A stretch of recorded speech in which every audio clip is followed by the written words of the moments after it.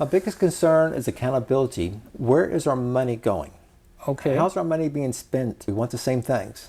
We want a good roof over our head. We want to feel safe in our community. We want good paying jobs. We want to have money at the end of each month to save. You're paying 40% more in utilities. So it's hurting, to me, okay, the little guy. The working poor, the working class people, the minimum wage people. This tax is hurting them.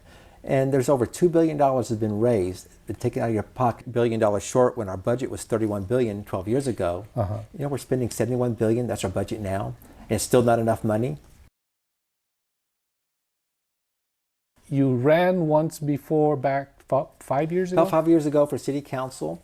And people say if you don't like what's going on, do something about it. Right. You do something about it by running and getting your name out. Right. I was not successful. I feel like I did not knock on as many doors as needed to. Where now I've hit 10,000 doors. Oh. So I've been doorbelling since June when you're soaking wet. I said, oh, I don't want to get in my car. This is nasty. And now it's nice and cool. So we've had all the weather on rainy days. We've had rain on us. But it's amazing because I appeal to Democrats and Republicans. I mean, what do we all want? We want the same things. We want a good roof over our head. We want to feel safe in our community. We want good paying jobs.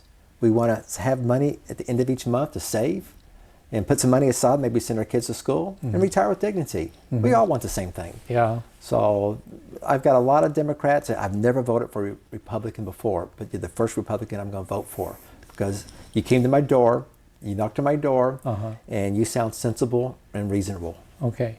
So tell me you mentioned if you don't like what's going on, you do something about it. So could you name your top three concerns in your mind? My biggest concern is accountability.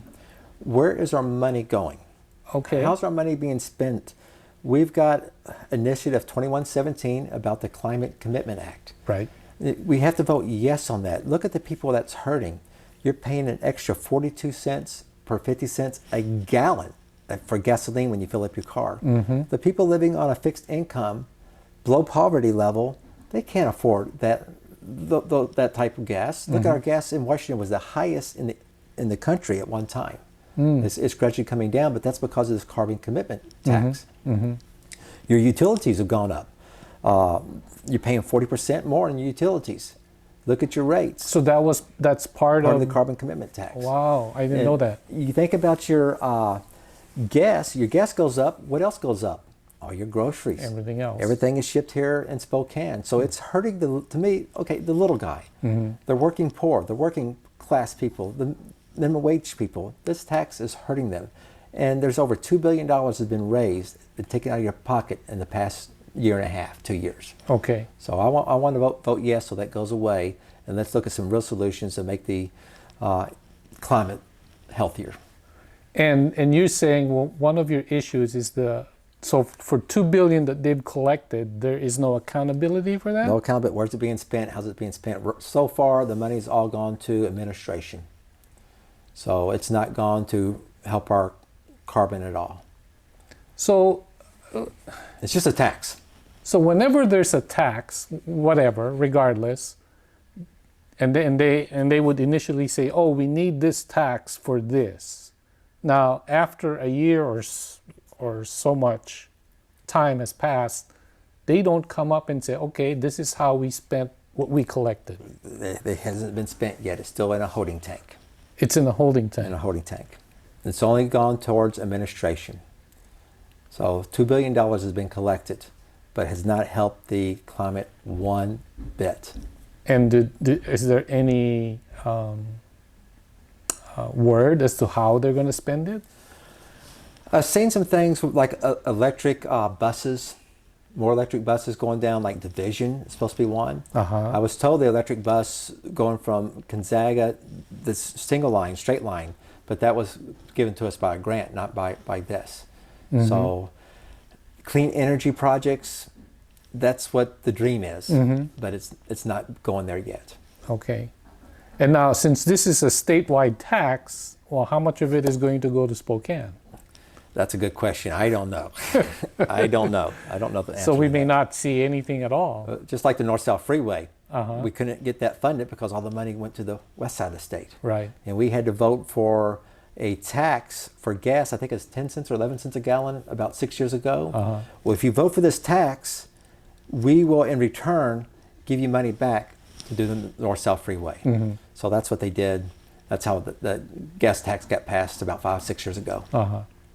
And you know, part of the delay, or I guess a bigger factor for the delay, was because of the funding, right? The funding, yes. Of the north-south freeway. And they'll tell you if the carbon commitment isn't passed, you don't get the north-south freeway. It comes out of a different pot, different pool. Don't be afraid. Don't listen to those things. Yeah. The money's already allocated. And it's coming from the gas tax that we imposed about 5 years ago. So that should be a done deal, and there should be any more delay. You can't take it away from us. Right. However, you never know right. with who's the majority. Yeah. It's kind of amazing because, you know, I came here in 1994. That was the first time I've heard, during those times when you heard about the north-south freeway. Well, I've had some say 1950 we're first talking about it.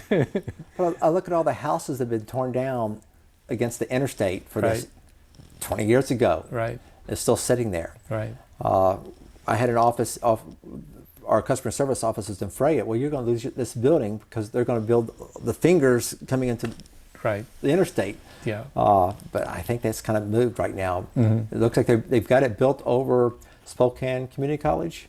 Yes. So that's about as far as it is right now. So right. They're just crossing the river. Still has a couple more miles to go. Right. So another 10 years we'll be done. Yeah. But look at how Hilliard is booming.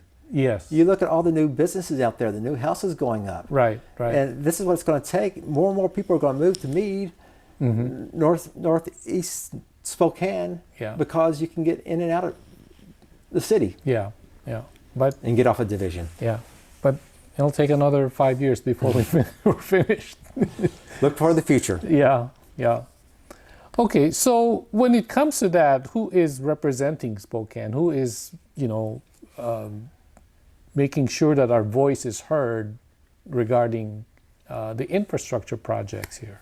Well, that's a good question, because when I doorbell, people say that the Republicans don't listen to us, and they'll say the Democrats don't listen to us, that they're not talking to each other to make sure we get what's funded.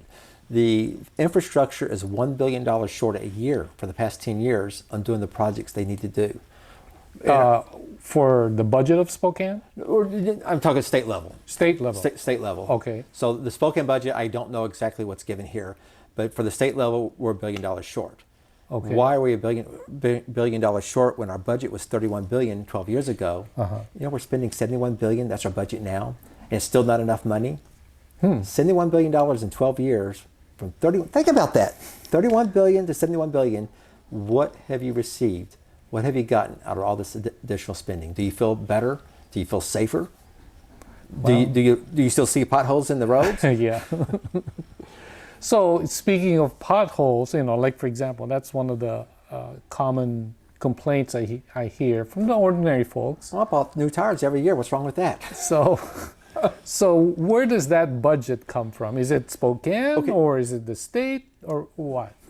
There is a Spokane budget and a state budget. So you get state projects and Spokane projects. And then the state can actually give money to the city, grants, to pay for this funding. Now the gas tax is supposed to stay here in Spokane for the north-south freeway. And then you have your tab tax, which is $30. It's supposed to have been. We voted for $35 tags. Right. And Bob Ferguson took it away from us. The will of the people. Took it away. What does that mean? He was the attorney general. Right. He said, no, this is illegal. We have to have your $100 tab. So you look at your street, $30, this tax, this tax, this tax. And my tag's about $100. It should just be $30. That money is supposed to be allocated to your roads in your city. The tabs. The tabs. Yeah, that's $70 more that they're putting on it. Okay. That's where it's supposed to go. Where it's going, I don't know. But I think when I represent you, this is your seat, not my seat. I represent you. You got to tell me what you want. And here the people told Washington we want $30 tabs. And Washington said, no. I'm the Attorney General, you can't have $30 tabs, you got to pay $100. And that's not right.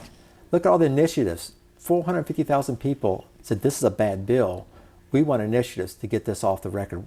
We shouldn't have to have initiatives. What's in the House right now is not doing their job.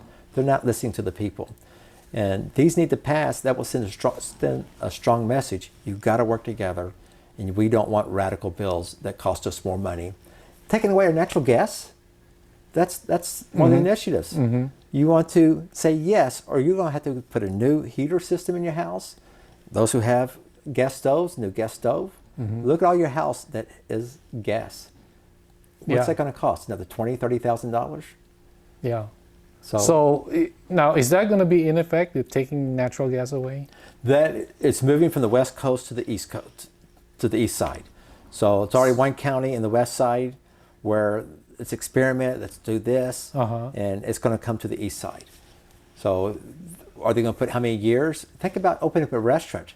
How do you cook in a restaurant without gas? So my understanding, it's all your new building, new houses, new restaurants have to have electric. So that's the mandate. That's the mandate. So There's no set time right now, but if the Democrats had a majority, that would happen a lot faster than we want. So we got to make sure we vote yes so it goes away. Okay. Now, is this part of the zero carbon tax, or no? That's it's a different initiative. You've got an initiative just for the gas, natural gas, and you have an initiative for the carbon tax. So that's 2117. Oh, you would question me the numbers. I have a hard time remembering the numbers. Okay. Because there's 4 different initiatives. Okay. So the natural gas is separate, and just when you see the initiatives, you want to make sure you vote yes on all the initiatives. That's kind of what I haven't, to be honest, I haven't really looked at each and every one of them in detail. But from the ads that I'm seeing, there's a lot of what do you call that? Propaganda. There's a lot of downvotes on the initiatives. So I'm trying to listen to what they were saying, and it looks like they want to keep these taxes. Pretty much. I just can't believe somebody wants to keep a tax that's hurting the common person. I mean, yes, some people can afford that. They have no problem paying it. But we can't hurt the person with limited income. Yeah. And when I see these vote no, I said, how could you vote no? And it really hurts me. Yeah. You're hurting the everyday person, the everyday worker that's working on minimum wage, working 2 jobs, 3 jobs, just to make ends meet. Yeah. Yeah, I certainly empathize with that, because even myself, I mean, I've encountered these problems, being able to pay for everyday living, since all this inflation has gone on. So I used to go to the grocery store. I had walk out with 4 bags for $200. Yeah. Now I walk out with 1 bag for $200. Yeah, I remember. And that. I go to different stores. I like to cook every night, cook fresh dinner for my wife when she gets home. Yeah. And I'll go to where the best prices are. And I found out Yolks has the best prices. Okay. I can buy a 5-pound bag of flour for a little over $6 there, where Albertsons and Fred Meyer has it for over $10. Same bag. I said, how can you be $4 more? Yeah, it certainly has gone up very much. So, in general, I don't really have a problem with taxes as long as it's being accounted for. Bingo. And you see the results that are coming out of it. If you want to watch the next clip, click right here. But if it's the entire podcast, it's over here.